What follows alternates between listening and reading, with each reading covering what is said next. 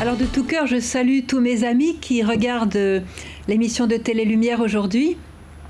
Et d'autant plus que j'ai une grande nouvelle à vous annoncer, c'est que le thème d'aujourd'hui, ça va être Jésus qui vient dans l'Eucharistie. Jésus qui vient en particulier dans la Sainte Communion au moment de la messe. J'aime beaucoup ce thème parce que c'est le moment le plus important de notre vie. Un jour, vous savez que j'habite à Medjugorje depuis bien des années, je connais bien les voyants, et un jour j'ai demandé à une des voyantes, Vitska, qu'est-ce que la Sainte Vierge avait dit justement sur la Sainte Communion. Et alors, j'ai reçu une réponse magnifique. Je pense que tous vous serez intéressés de l'entendre. La Sainte Vierge a dit ceci: chers enfants, lorsque vous avez reçu dans votre cœur, par la Sainte Communion, mon Fils Jésus, et que vous retournez alors à votre place, ne regardez pas le prêtre, ne jugez pas le prêtre, ne regardez pas les autres. Chers enfants, mettez-vous à genoux, au moins 10 minutes, bien sûr si la santé le permet, et alors parlez avec mon Fils Jésus qui est dans votre cœur. Parlez avec lui. Alors, c'est un message magnifique, un peu étonnant. Et j'ai voulu faire la méchante, j'ai voulu faire un peu l'avocat du diable. Et j'ai dit à Vitska, mais Vitska, t'es bien sûre que la Sainte Vierge aurait dit 10 minutes? Elle m'a dit, non, sœur Emmanuel, la Sainte Vierge n'a pas dit 10 minutes.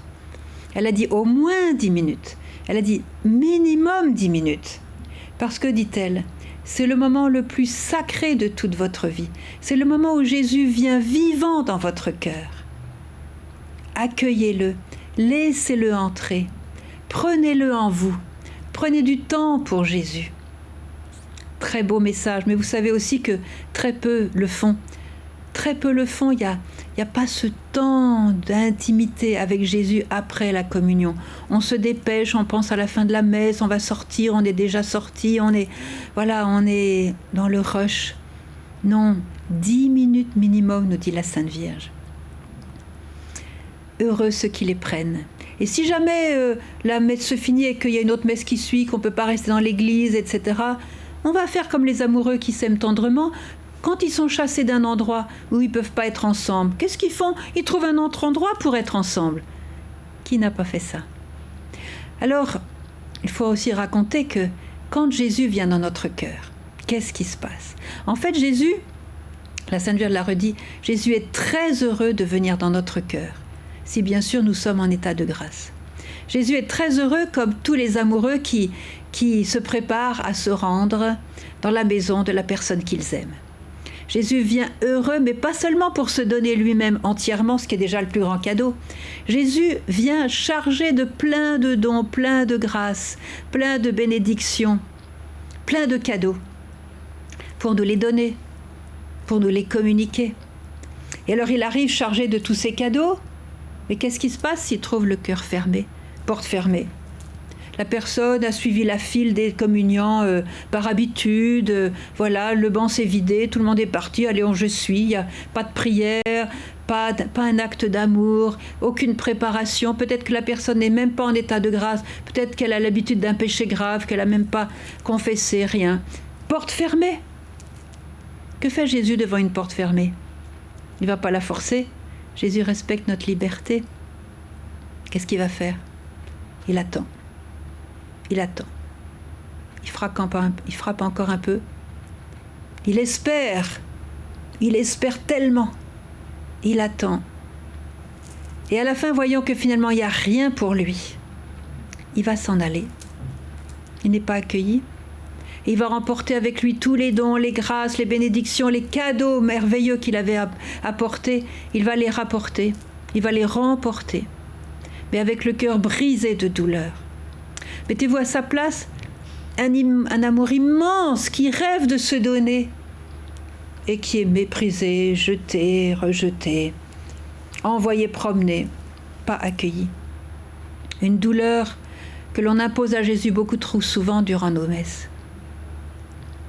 Par contre, si au contraire la personne s'est préparée, si la personne a eu un un acte d'amour, une attente, une joie, une prière, une ouverture de cœur.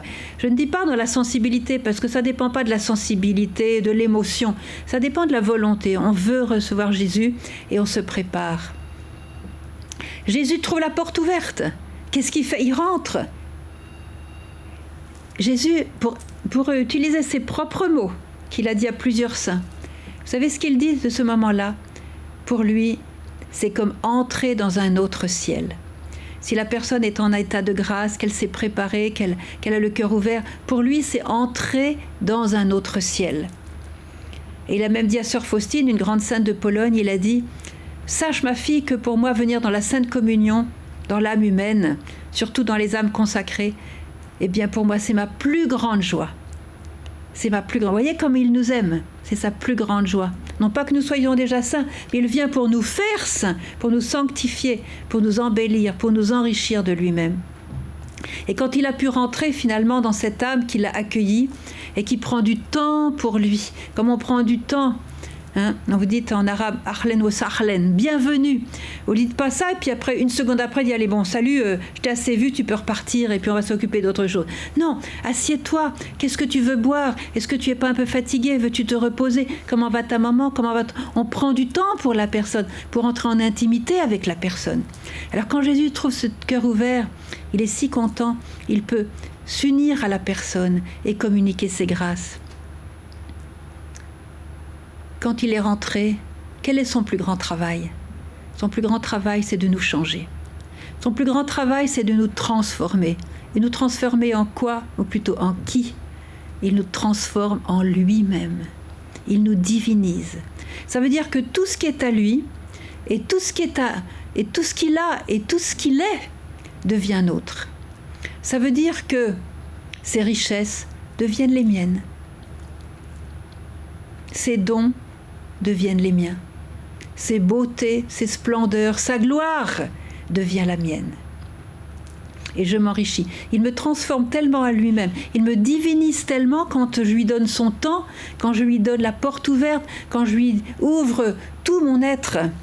Eh bien, il me transforme tellement qu'une grande sainte de la France, que vous connaissez peut-être, Marthe Robin, qui va être béatifiée, Marthe Robin, une mystique française qui est restée 50 ans à vivre la passion du Christ chaque semaine, qui connaissait bien Jésus, disait que notre degré de gloire au ciel et notre degré de bonheur au ciel sera dépendant de la qualité de nos saintes communions sur la terre. Parce que dans la sainte communion, nous absorbons la gloire de Jésus.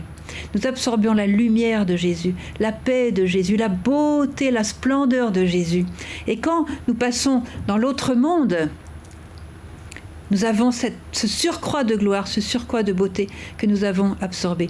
Les plus belles âmes au ciel qui connaissent le plus grand bonheur, la plus grande gloire, ce sont ces âmes qui, chaque jour de l'année, chaque jour, ont été à la messe, en bravant le mauvais temps, la trop grande chaleur, le trop grand froid, la distance à faire, la fatigue, etc., ont pu se rendre, quand les circonstances le permettent bien sûr, ont pu se rendre chaque jour à la messe, ont vécu la messe, ont absorbé Jésus dans la Sainte Communion. Jésus les a transformées en lui-même et elles ont la gloire de Jésus au ciel. Quand Jésus prie son Père, il dit « Je leur ai donné la gloire que tu m'as donnée ». C'est ça, nous avons la gloire de Jésus en nous. Et alors quand nous avons cette gloire de Jésus, eh bien, alors nous grandissons chaque jour. Et la Vierge nous exhorte à nous rendre à la messe chaque jour. Si vous saviez, nous dit la Vierge, les dons et les grâces que vous recevez au cours de la messe, vous iriez chaque jour, vos chers enfants, et vous y prépareriez au moins 1 heure à l'avance. Comme on va à une fête, on va à un mariage, on va à un événement magnifique où vraiment nous allons vivre intensément ce moment. On se prépare déjà dans la joie, dans l'attente, dans cette espèce d'attente du cœur. Où on s'ouvre complètement, on se réjouit à l'avance. Voilà. Si jamais, par des circonstances, nous étions empêchés d'avoir à la messe, par exemple on est malade, ou l'église est fermée parce que le prêtre est malade, ou quelque chose comme ça, ou nous vivons dans un pays où il n'y a pas la messe tous les jours, nous pouvons toujours faire une communion spirituelle. Et pour cela, il suffit d'appeler Jésus dans notre cœur. Viens Seigneur Jésus, viens comme dans une communion sacramentelle. Je t'invite, regarde, ma porte est ouverte, viens dans mon cœur. Eh bien Jésus, trop content pour une fois d'être appelé par quelqu'un, invité par quelqu'un, il viendra dans votre cœur et il vous donnera, grâce à cet accueil, les mêmes grâces qu'il vous donnerait si vous pouviez aller à la messe, les mêmes dons, les mêmes bénédictions. Et vous pouvez multiplier ces communions spirituelles. Au cours de la journée, 1 fois, 2 fois, 10 fois, les saints ont multiplié. Ils étaient presque en permanence dans une communion spirituelle où ils invitaient Jésus constamment. Ils ont pu courir sur le chemin de la sainteté vers le ciel parce que la sainteté leur était communiquée goutte par goutte à chaque instant par ces communions permanentes. Et pour terminer, je voudrais me souvenir de cette petite fille de 7 ans qui a fait sa première communion et sa maman lui a demandé « Tu es contente, ma chérie, d'avoir reçu Jésus dans ton cœur pour la première fois aujourd'hui ?» Et la petite a répondu « Oh oui maman, je suis très contente, mais tu sais pas ce qui est arrivé quand Jésus est venu dans mon cœur ?» « Non, dis-moi. » Eh bien quand Jésus est dans mon cœur, tu sais pas ce que j'ai fait? J'ai pris la clé de mon cœur et comme ça, je l'ai enfermé dans mon cœur. Comme ça, il ne pourra plus jamais sortir et comme ça, Jésus et moi, on sera toujours ensemble. Elle avait tout compris sur la messe. Elle avait tout compris à l'âge de 7 ans sur la Sainte Communion. Il n'y a rien d'autre à dire. Deux qui s'aiment, qui se retrouvent et qui échangent. Il n'y a rien d'autre à dire. Jésus vient dans notre cœur et il fait tout. Il nous transforme en lui-même. C'est le plus grand bonheur, le plus grand des bonheurs, en attendant celui du ciel.